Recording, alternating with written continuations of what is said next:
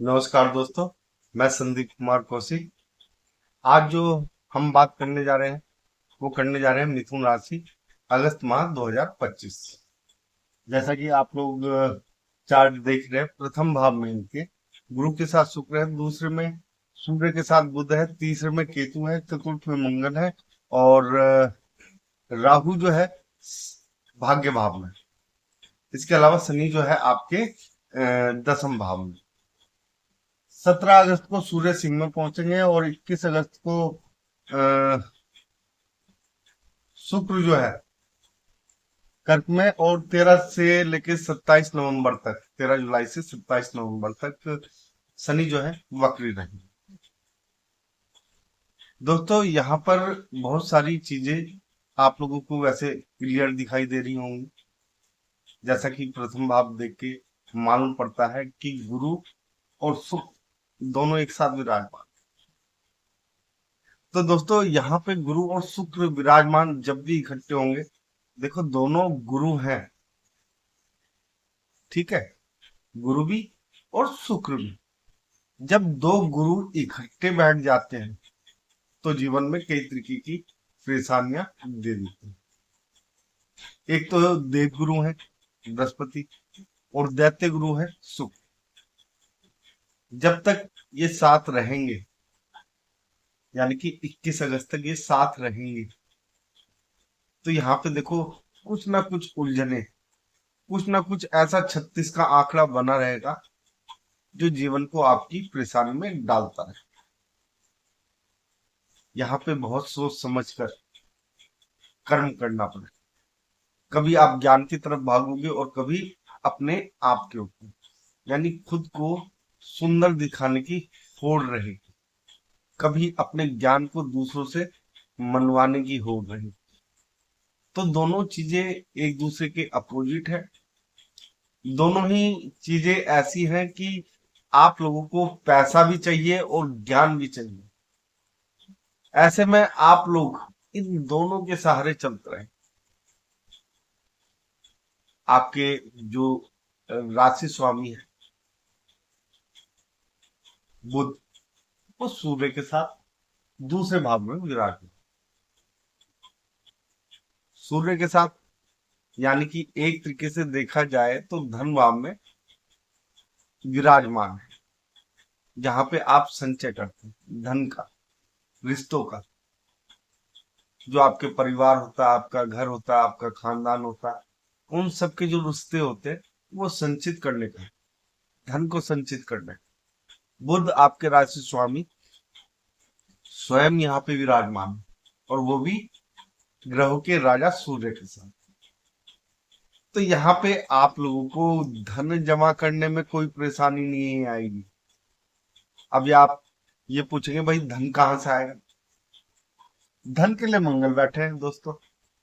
मंगल की एक दृष्टि जो है 11वें भाव पे पड़, यानी कि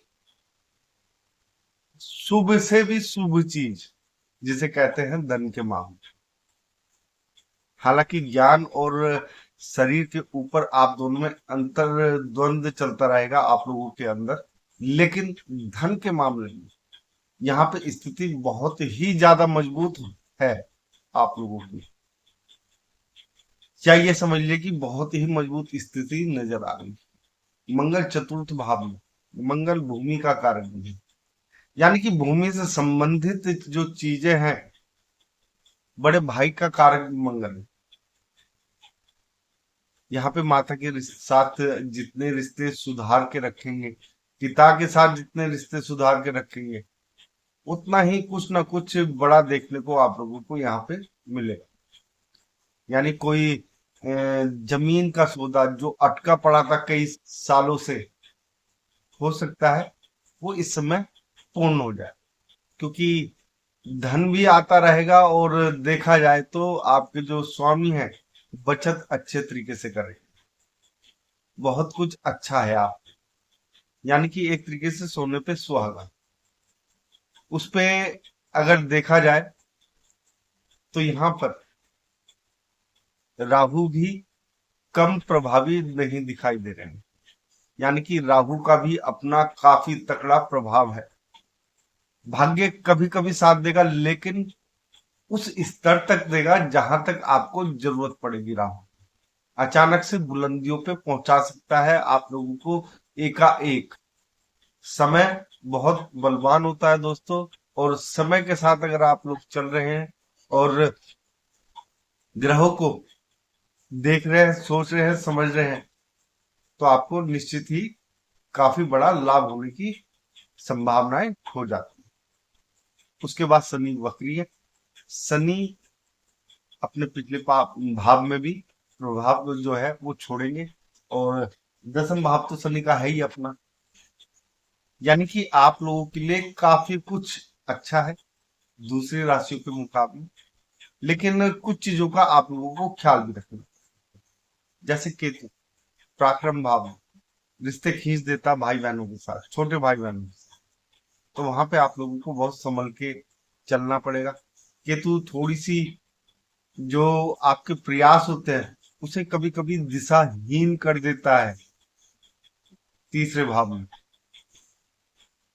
तो जो केतु के प्रयास है उससे आप दिशाहीन ना हो, तो उसके लिए केतु के जो उपाय है वो आपके लिए सर्वोपरि इस समय। यानी सबसे बड़ी बात यह है कि जो आपके आसपास जानवर हैं, बड़े जानवर हैं, या गाय वगैरह कह लीजिए, ठीक है, या आप स्ट्रीट डॉग्स कह लीजिए, तो उन्हें आप जितना भोजन कराएंगे उतना अच्छा है। साथ ही साथ गाय को हरा चारा हर बुधवार को और हर शनिवार को जितना खिलाएंगे आपके लिए बहुत ही अच्छा रहेगा। आपकी जो एक छलांग होती है ऊंचा ऊंचाइयों तक पहुंचने की, उस छलांग में कोई भी कमी नहीं आएगी, और हो सकता है जितनी आप छलांग लगाने की सोच रहे हो उससे ज्यादा का ही रिकॉर्ड आप लोग बना जाओ। तो यहाँ पे बहुत ही अच्छी स्थिति है, खाली केतु को ही आप लोगों को कंट्रोल में करना पड़े। जो दूसरी खराब स्थिति आपके लिए वो मैंने सबसे शुरुआत में ही बता दी, वो है गुरु और शुक्र की स्थिति प्रथम भाव में, लग्न भाव में। इनकी दृष्टि यहाँ पे भी पड़ रही है। ऐसे में गुरु और शुक्र, आप ये भी कह सकते हैं कि जब गुरु की दृष्टि जो है सप्तम पे पड़ती है, या सप्तम में स्वयं गुरु हो जाते हैं, यानी सीधी दृष्टि की बात कर रहा हूं मैं यहाँ पे, तीसरी या पहली दृष्टि की बात नहीं कर रहा। ठीक है, सामने की दृष्टि, सीधी दृष्टि, और वो भी दोनों ग्रहों की पड़ी हुई है वैवाहिक जीवन। यानी कि एक तरीके से आप लोग जो है जोरू के गुलाम भी बन सकते हैं, यानी कि पत्नी की कोई भी बात नहीं टालेंगे, या यहाँ पे ये कह लीजिए शुक्र भी है तो आप अपने पति की कोई बात नहीं टाल, दोनों एक दूसरे के गुलाम बन जाएंगे इस समय। और बहुत अच्छी स्थिति है। कई चीजों के लिए थोड़ी सी खराब होती है, लेकिन यहाँ पे पति पत्नी के हिसाब से देखा जाए तो बहुत ही अच्छी और सौम्य स्थिति नजर आ रही है। यानी कि एक दूसरे का पूर्ण रूप से ख्याल रखते हुए आप लोग नजर आएंगे। किसी को भी कुछ हो जाए तो उसके लिए एकदम बेचैन होते हुए नजर आए। यहाँ पे बहुत ही अच्छी स्थिति है। देखो खराब मैंने बता दी, दोनों गुरु है, लड़ाई करेंगे, अंतर्द्वंद की स्थिति बनी रहेगी, मानसिक दबाव बना रहेगा। ज्ञान को भी आप लोग सोचेंगे मेरे ज्ञान को सराहा जाए, और ये भी सोचेंगे कि मेरे स्वयं को यानी कि मेरे शरीर को भी सराहा जाए। लेकिन ये स्थिति एक होगी। तस्वीर का जो दूसरा रुख होता है वो ये है दोस्तों, काफी अच्छा, जब पति पत्नी एक दूसरे की बात मानते हैं और वो भी प्यार से, बिना किसी सवाल के, तो ऐसी स्थितियां बहुत कम बन पाती हैं दोस्त। इस पहलू पे विचार करिएगा और देखिएगा आपका ये जो समय है वैवाहिक जीवन का, ये स्वर्ग से भी सुंदर बन जाएगा। तो यहाँ पे आप लोगों के लिए काफी अच्छा है, तरक्की है, सब कुछ है।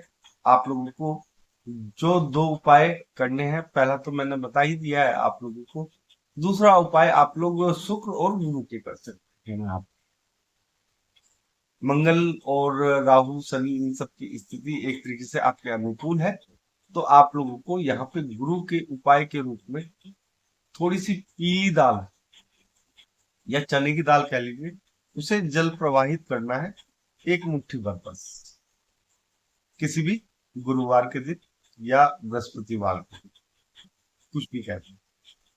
या शुक्र के लिए आप लोग को जो उपाय करना है, बहुत ही सरल उपाय, एक गुलाब का फूल जो है माँ लक्ष्मी और विष्णु जी जहाँ पे एक साथ इनकी मूर्तियां हो, इनके चरणों में अर्पित करें।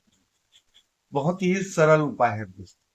अगर आप लोग ये सब करते हैं तो ये जो माह है आपका बहुत अच्छा जाएगा, इसमें कोई दो राय नहीं है। और अगर आप लोगों को हमारा एक छोटा सा प्रोग्राम पसंद आया तो कमेंट बॉक्स में जय श्री राम अवश्य लिखें, और आप सभी मित्रों को भी हमारा जय श्री राम।